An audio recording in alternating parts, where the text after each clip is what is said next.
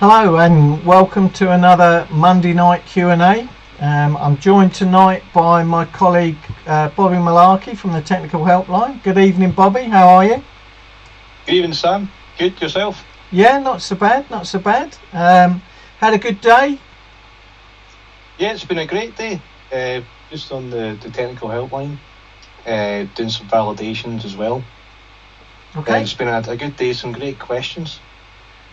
Yes, it's always interesting. There's never 2 days the same. As it's your first Monday night on this side of the microphone and camera, do you just want to tell us a little bit about yourself? Yeah, sure. I'm a time-served electrician. I served my time in the commercial sector, mainly around the HVAC kind of stuff, before moving into the domestic side and getting more into the renewables. EV, PV, bit of air source heat pumps, and then got into more technical regulatory kind of roles, and that's more or less my story as it is. No, and it's a very good story. Bobby's a very valuable member of our team and does a cracking job.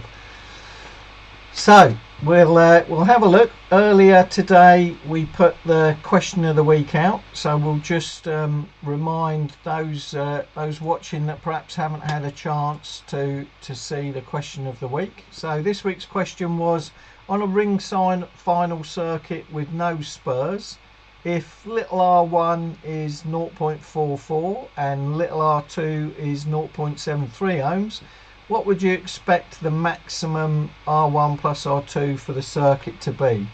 And we gave 4 options: 1.17, 0.58, 0.29 and 0.61. I took a copy of the poll earlier today, so we'll just remind ourselves of the poll.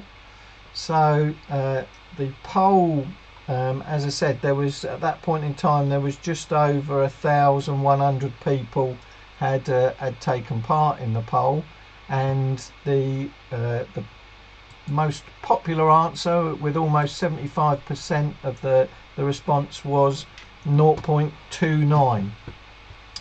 So what's our thoughts on that, Bobby? What was the answer, and how can people arrive at the correct answer? That's a good sign there, Sam. Yeah, the C 0.29 ohms was the correct answer. We would expect the maximum R1 plus R2 value to be the equivalent of little r1 plus r2 over 4.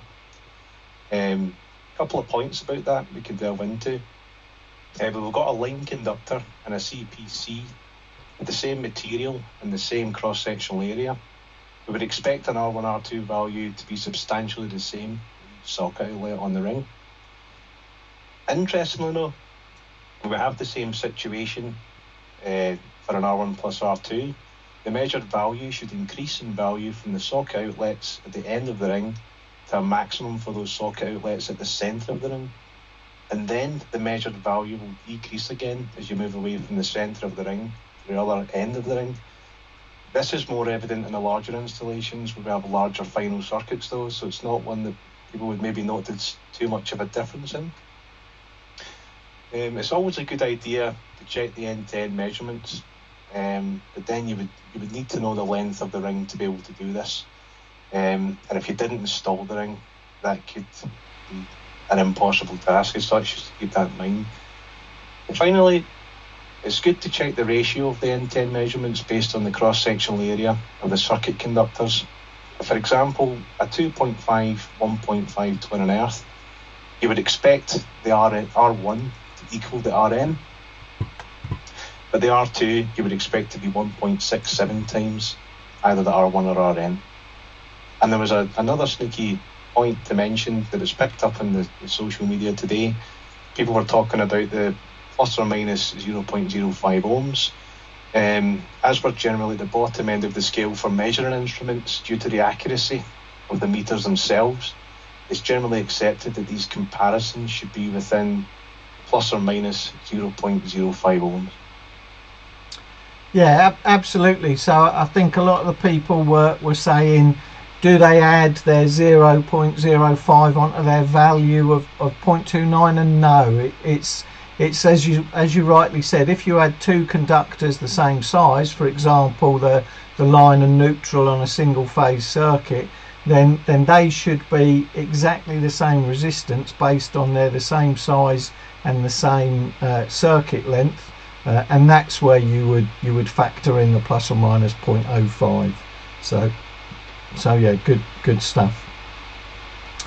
We're just going to, while we give people some time, we should have mentioned that as with all our live sessions, we'll start off with that question of the week which we've gone through. We'll then have a look at some of the previous questions that we perhaps didn't get to answer. So while we're doing that, please post your questions into the chat. Remember, there's no such thing as a stupid question, only stupid answers.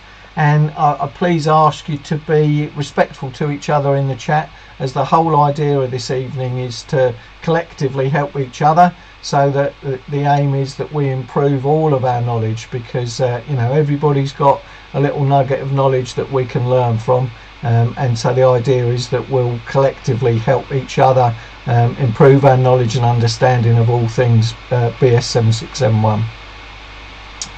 So last week, one of the questions that we didn't get round to answer was a question about a solar PV array, and we'll look at the question in detail in a little bit, but in a nutshell, the main aim of the question was to say, should the frame of a PV array be bonded? And generally, if it's an extraneous conductive part, and by that it would mean if it's capable of introducing a potential into the electrical installation, although in itself the framework isn't part of the installation. So, for example, if the framework was conductive and in contact with true earth, and is simultaneously accessible with conductive parts of the electrical installation, then we should bond it, because we don't want users of that installation to have access to those differing potentials. Generally, PV panels are double insulated, but the full question mentions panels with microinverters, so they might have direct contact with the framework. I'm just going to flash the full question up very quickly, because I don't know if the engineer that entered that is back again tonight, because they did mention that at one point they were measuring 107 volts between the installation's earth, the installation circuit protective conductor, and the framework. Now that would be a bit worrying, 107 volts, and so definitely some further investigation required there, and we would suggest perhaps start back at the origin. Measure the potential difference between your incoming earth and true earth at the origin, to see if this 107 volts is being brought in from the supply, or whether it's actually a problem within the installation. So if you can see if there are any issues with the supply voltage first, that will help you determine as to whether the problem is with the supply, in which case then you might need to contact you will need to contact the distribution network operator to have them check the potentials of their incoming earth. Or if everything at the supply is fine, then that it's something within the installation creating that voltage difference. So yeah, a little bit more investigation needed so that we can gather a bit more information. Would you add anything more to that, Bobby? No, I think you summarised that really well there, Sam. There's fault finding it's not really a regulatory thing, it's more of an art form, and it's a process of elimination. So it's good to kind of get a list of what you suspect the faults to be, start working your way through them, and it's really something that comes with experience. So that it could be a number of things here, and like you were saying, starting at the origin is a good place to start, just to make sure that we don't have any problems on the DNO side. Yeah, spot on. And you used a great phrase there, that fault finding, when it comes to fault finding, you can't beat experience, because without that experience you don't know what things should be, and then that that can help you to diagnose and find faults. So that's cracking advice. Just while we're waiting for some questions to come in, another question that was hung over, and it's quite a common one. Can a new circuit be added to an existing plastic or insulated or combustible consumer unit? So can we add a circuit to an existing plastic consumer unit? What would your thoughts be there, Bobby? Yeah, I would say yes, but we need to check a few things. We'd be looking at the consumer unit's fit for purpose in terms of its IP rating. So we'd be looking at section 416 for that, making sure it's meeting its IP2X, IP4X requirements there. We'd be checking the existing connections are correctly located, tight and secure, no signs of overheating, thermal damage. And another important one would be to check that the incorporated equipment isn't subject to a product recall. Electrical Safety First does have a list of recalled items that you can check, sure. And the final point in that is more of a recommendation rather than a requirement. And depending on the additions to be made, the location of the consumer unit and the condition of the installation, it could be considered to upgrading it to a non-combustible type, or even having an enclosure around it of non-combustible material with good access as per regulation 132.12. But providing that all is okay, that's really just a recommendation and not a requirement.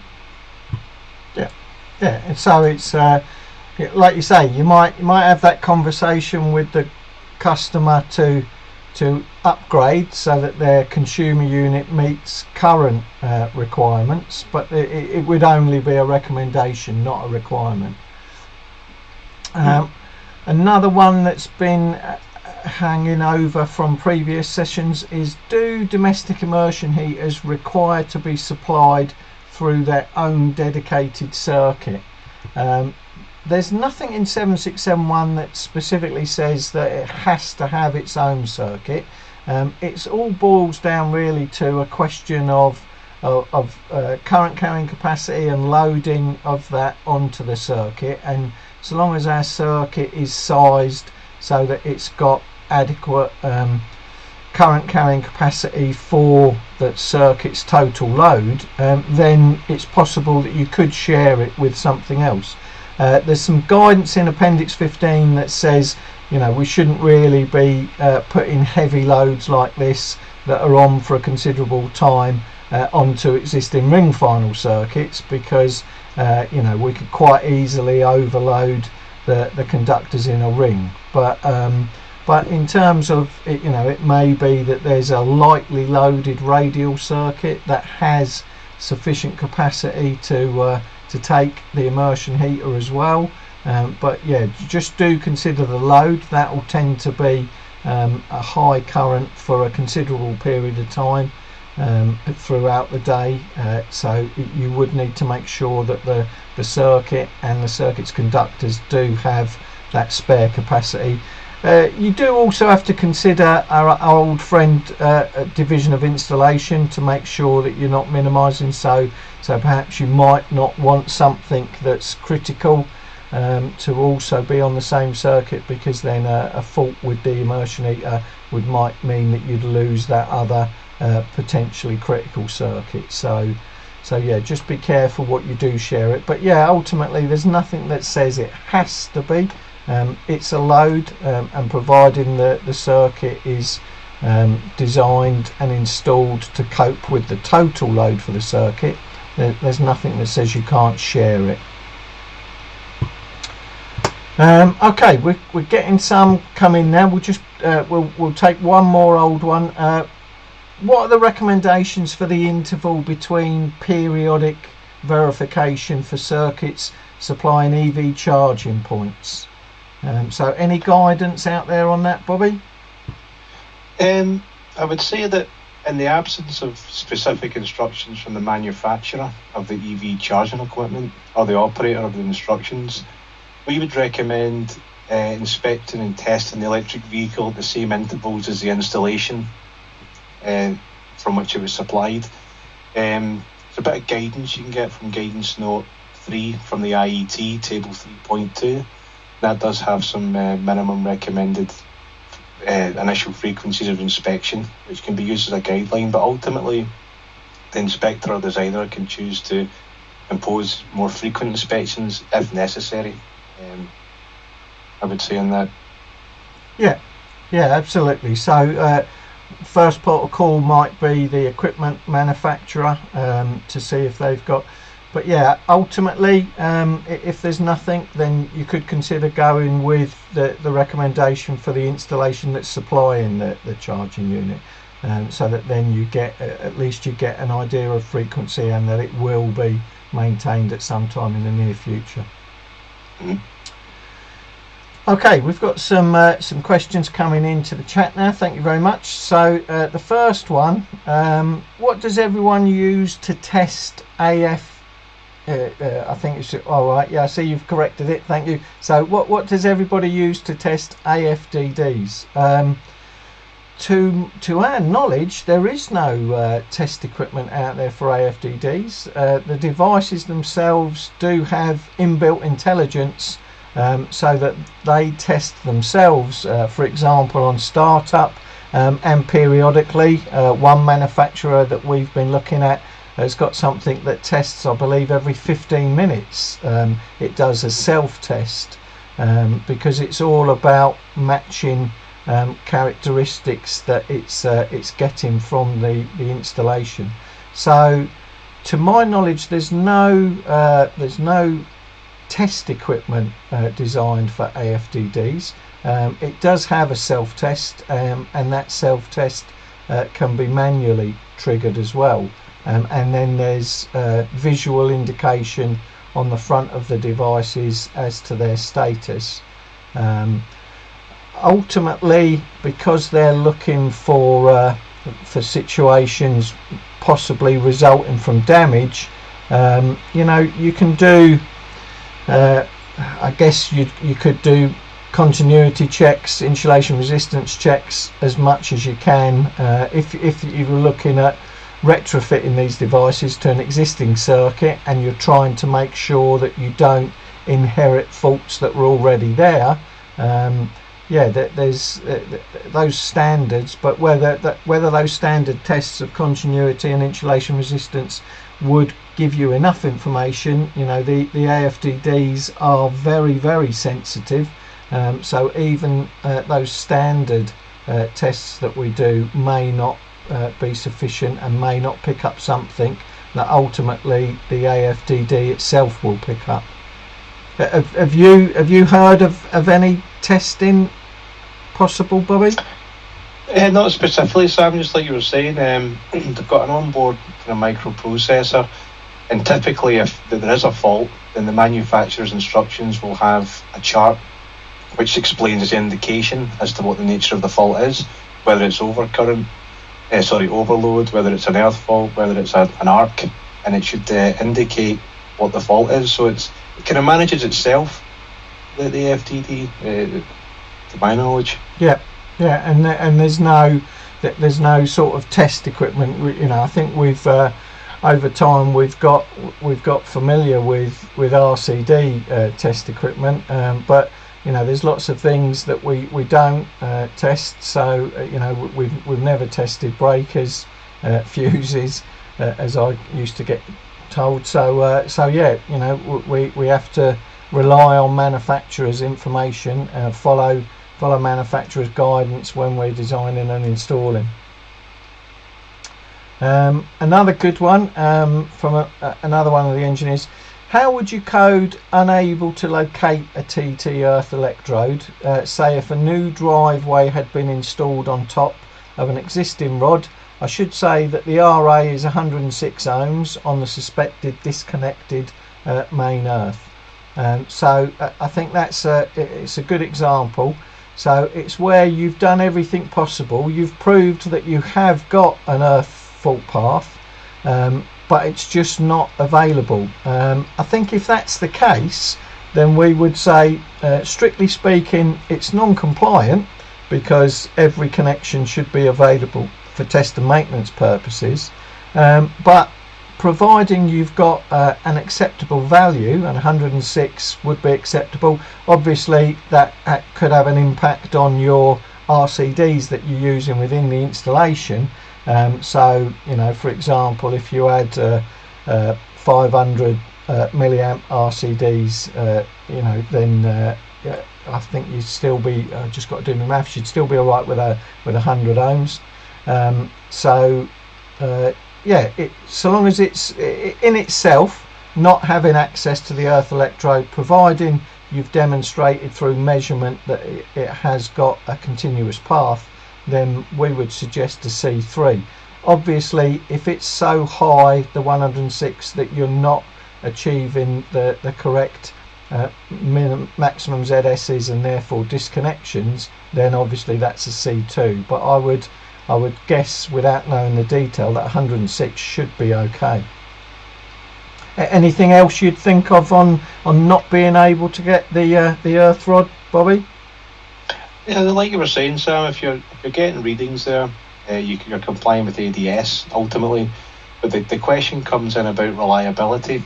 We don't know what it maybe is connected to, so for all we know it could be connected to another extraneous conductive part that wasn't intended for such use. So based on that information, it might be prudent to maybe think about increasing the frequency of inspection just in case there is a change within the installation, because if we don't have that sole reliance, knowing that what our electrode we can inspect the connections, they could be subject to change if another service comes in and alters their pipework. But technically, if you're getting 107 ohms, you're still complying with ADS, and at that time of test, it's a C3 recommended improvement for safety would be acceptable. And then again, if you're getting worse readings, falling outside the maximum ZS's as permitted in table 41.5, this is where we can start looking at our C2s when we're not meeting our disconnection times. Yeah, and I guess if we were happy with the disconnections, so we were happy with a C3, the recommended improvement then would be to fit an alternative rod. And you know, if we really can't find where that one is, you could consider disconnecting it if your second rod was okay, or alternatively leave it so that it will supplement the second one.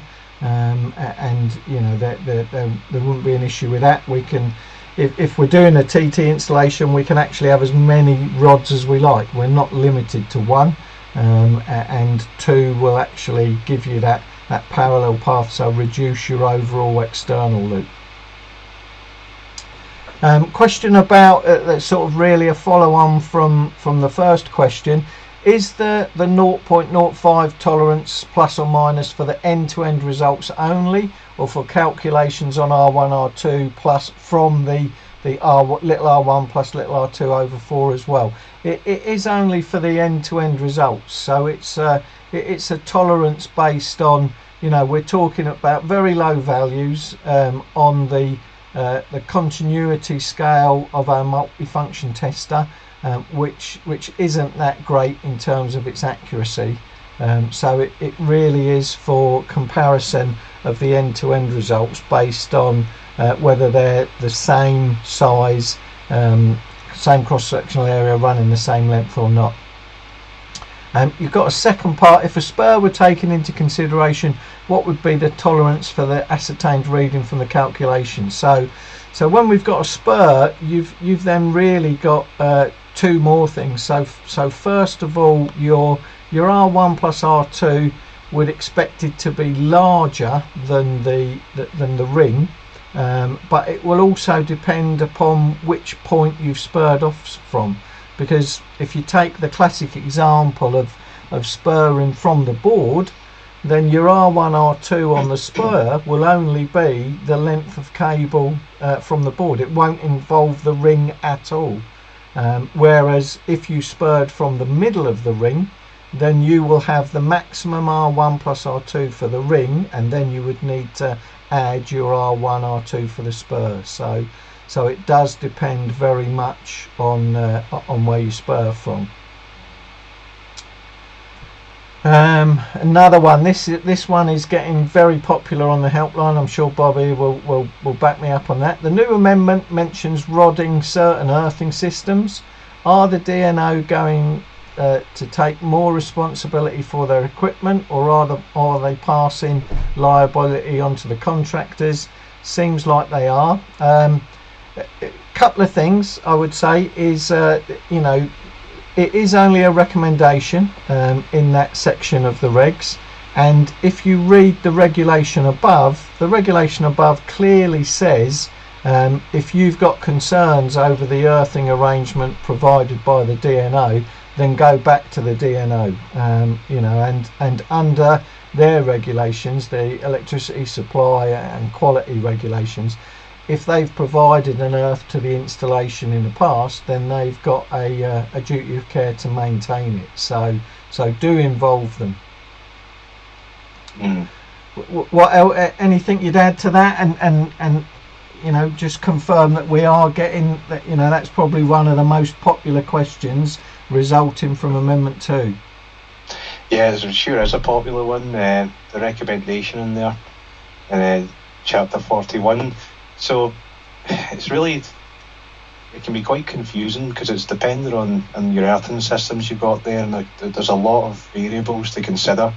So if we took the example of EV charging point installation, section 722, regulation 722.411.4.1, indent 2 in particular, this is where we have the parallel rod in play, but we have a very onerous RA that we need to achieve in order to install this in parallel with the PME service. You can get this equation actually in page 329 of Amendment 2, and there's a lot of maths there. But just to put it into perspective, if you had, say, a maximum demand of the installation around 60 amps, for example, you would need to get a rod reading of, I think, an ohm and a half, maybe. So it can be quite impracticable in that situation to try and comply with that indent.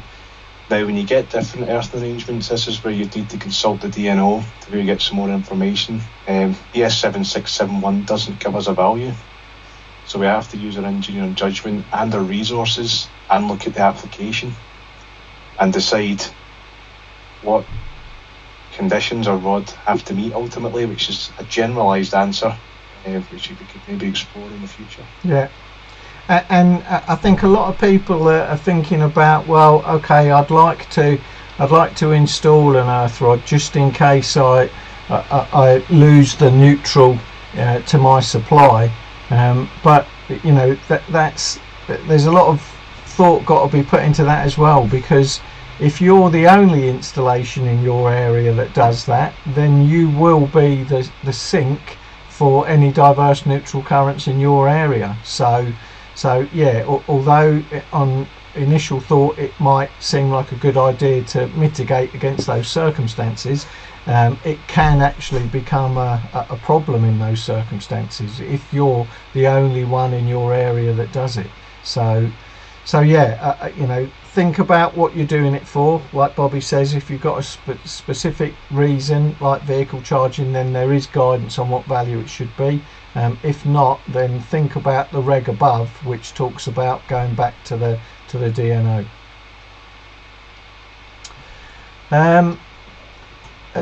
Another question that's come in from is an engineer saying if they're the inspector, is 100% full test required for an EICR? So no, not always required. Would you agree with that, Bobby? Yeah, not always required. It could be recommended though.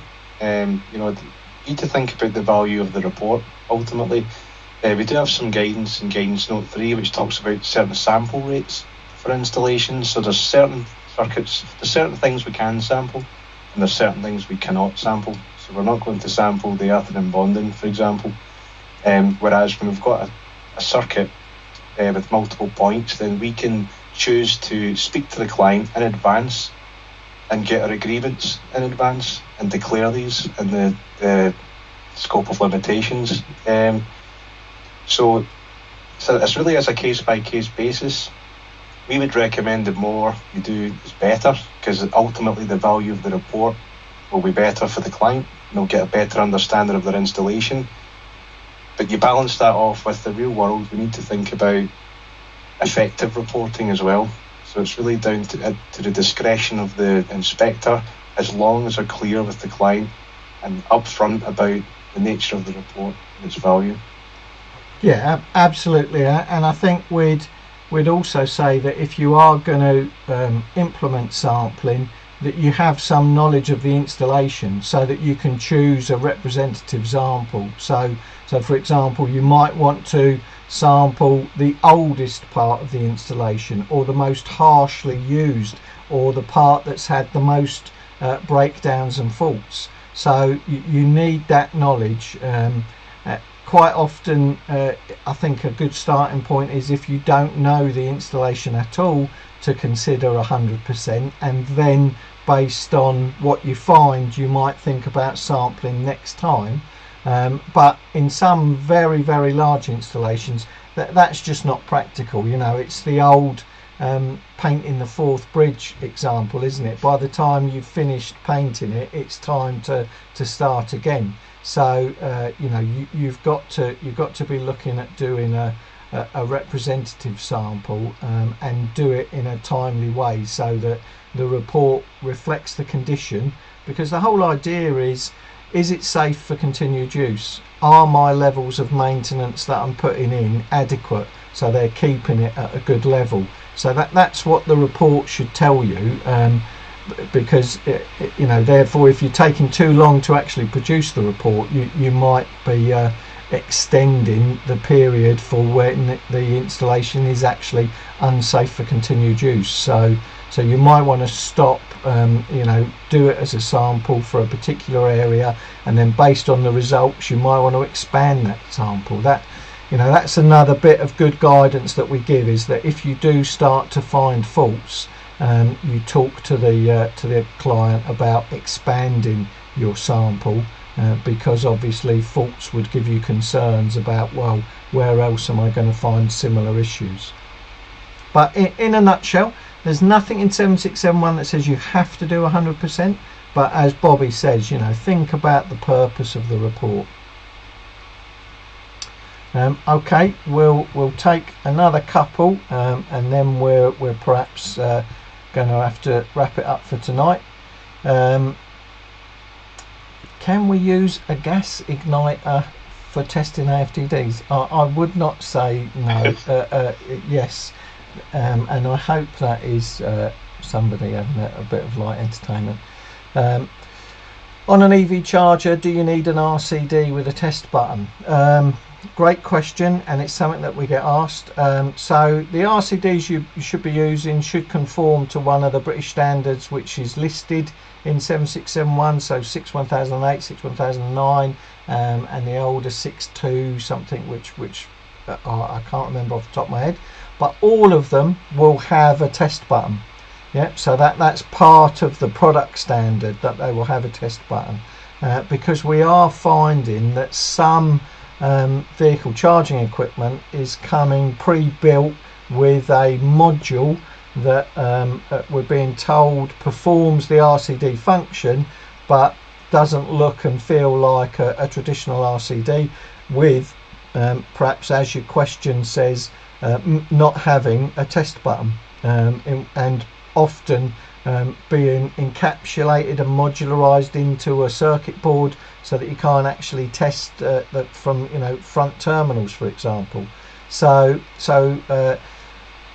rather than say does it need a test button, I would say it needs to be an RCD that complies with one of the listed British standards, and that inherently means yes, it will need a test button. Would you add anything to that, Bobby? No, I think it's like summarised it really well there, Sam. It's a hot topic just now, because there's so many different brands coming over from Europe. But are they compliant with what we've got in the UK? Well, if we look in section 722, we've got 722.531.3.101, which talks about the type of RCDs, where we have the RDC-DD, which can be inbuilt, into the charging point in conjunction with the RF, or having a Type B at the origin. But there has been a new part added as well, which talks about appending the declaration of conformity to your electrical installation certificate as well. So there is scope for departure, provided that it's no less safe than full compliance with BS 7671. So some things might say they're 61008, but they might not be. Yeah, it's and you know you're spot on in that. In order for it to be compliant, it needs to be confirmed. You could choose to use manufacturer's compliance, but you know, then do some homework and diligence on the manufacturer. Are they recognised, for example? So yeah, just be a little bit careful. Do the research and background on something if you're unclear. Okay, last one for tonight then, Bobby. Can I calculate another great one? And it's one of those ones that you can see when you get the perfect installation certificates. Can I calculate my R1 plus R2 values from measured values of ZS and ZE? The short answer is no. And the reason for that can be found in Regulation 643.2.1. And this states that the continuity of conductors and connections to the exposed conductive parts and extraneous conductive parts, if any, should be verified by a measurement of resistance on 1. We've got our protective conductors, including the bonding conductors. 2, in the case of ring final circuits, live conductors. So the measurement of this is needed to confirm the continuity of the protective conductors and the connections to the exposed and extraneous conductive parts. And it's a confirmation of safety and safety associated with automatic disconnects of supply, ADS. We are allowed to calculate ZS, and that's with our measurement of ZE plus R1 R2, and that can be found in 643.7.3, where this protective measure is used, which require a knowledge of earth fault loop impedance. The relevant impedances shall be measured or determined by an alternative method, i.e. calculation. So the way I like to think about it in my mind is, if you decide to try and calculate R1 plus R2, you may be relying on a parallel path other than the CPC of the circuit, which can be removed. So ultimately we have to have our own CPC that's reliable, so we're not relying on those parallel paths. So we cannot calculate R1 plus R2. Yeah, absolutely. You know, and it's one of the tests that's specified. I think it's the first test, because that's our protective conductor that we want to make sure is there, because even if we think that the installation's off, it might not be. So the first thing we're going to do is confirm that our protective conductor's there, and so we need a direct measurement of it, not an inferred measurement from that we would get, from example, from a calculation. So yeah, we need to long lead measure R2 or do our accepted R1 plus R2, and then we verified that our circuit has a protective conductor, which is the important bit. Okay, once again we've run out of our time. So thank you everybody for participating and putting the questions in. Some great questions, and some of the ones that are typical that were coming up are on the helpline and phones and emails, so that's really good. Just want to tell you a little bit about some other things that we've got coming up. So we're now back to alternating. So 1 week we'll have a Monday Q&A, the following week then we'll have a Wednesday webinar, and so we've got some webinars planned. Next week there's a webinar on LV generators, which Bobby and another one of the helpline team, Mark Barnes Ryder, will be presenting. So that's on the 1st of June. A couple of weeks after that we've got a webinar on certification and reporting, just looking at the changes in Amendment 2, and then a fortnight after that we've got a look at electric vehicle charging, again predominantly looking at the changes in Amendment 2. So please go on to the NIC website, and all of those webinars are available for you to register now. One thing on the Wednesday webinars, you do need to register for those in advance, but you can start doing that for all those 3 now. And then we'll next be doing a Q&A a fortnight tonight. That will be on the 6th of June, so that we'll now start to get back into the pattern of 1 week a Monday Q&A, the following week a Wednesday webinar. So thank you again for everybody for participating. I do apologise if we didn't get round to your question tonight, but as we've done in the past, we'll mop up all the unanswered questions and use those to start off the next session. Any final words from yourself, Bobby? No, thanks for having us on tonight, Sam. I've enjoyed it tonight, and no doubt I'll be speaking to some of the contractors tomorrow back on the helpline. It's been a pleasure. Thank you. Yep, no, it's always good, and yeah, I hope you've enjoyed it and learnt something useful. Thanks again for the questions. You know, we can't do this without people posting their questions, and as per usual, all very good. Okay, hopefully we'll see you next Wednesday for the webinar on LV generators. Thank you.